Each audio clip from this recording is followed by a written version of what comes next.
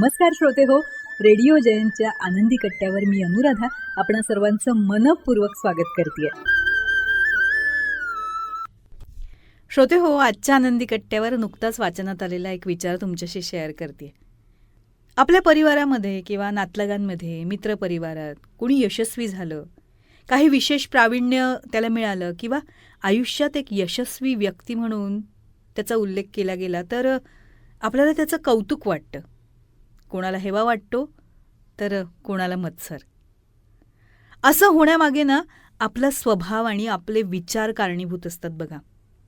म्हणजे जर आपण मोकळ्या मनाचे असू ना तेव्हा आपल्याला नक्कीच या चांगल्या गोष्टीचा खूप आनंद होतो.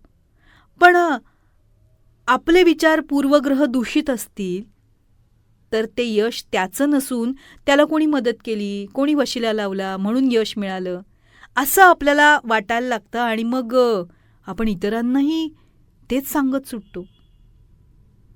खरं तर आयुष्यात प्रत्येकजण संघर्ष करत असतो ना, प्रतिकूल परिस्थितीला सामोरं जातच असतो.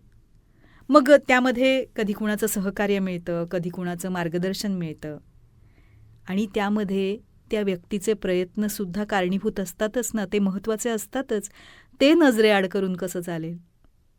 म्हणूनच मंडळी आजपासून एक संकल्प आपणच आपल्या मनाशी करूया. तो असा की कोणाचंही यश असो ते मोकळ्या मनानं स्वीकारणं, त्याचं मोकळ्या मनानं कौतुक करणं, त्याच्यापासून प्रेरणा घेणं आणि त्या व्यक्तीला अजून पुढे जाण्यासाठी प्रवृत्त करणं, त्यासाठी शुभेच्छा देणं, त्यासाठी प्रयत्न करणं हे महत्त्वाचं आहे.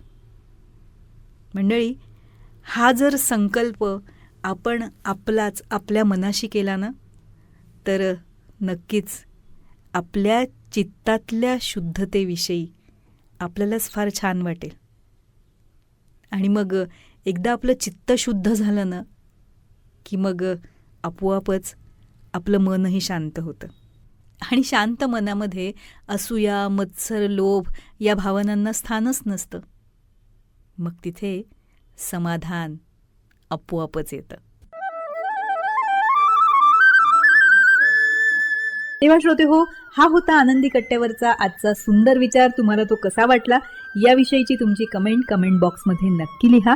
आणि त्याचबरोबर रेडिओ जयंतचे दर्जेदार कार्यक्रम ऐकण्यासाठी रेडिओ जयंत लाईक करा, शेअर करा आणि सबस्क्राईब करा. रेडिओ जयंतचं सबस्क्रिप्शन फ्री आहे. आणि त्याचबरोबर नोटिफिकेशनसाठी बेल आयकॉनवर क्लिक करायला सुद्धा विसरू नका.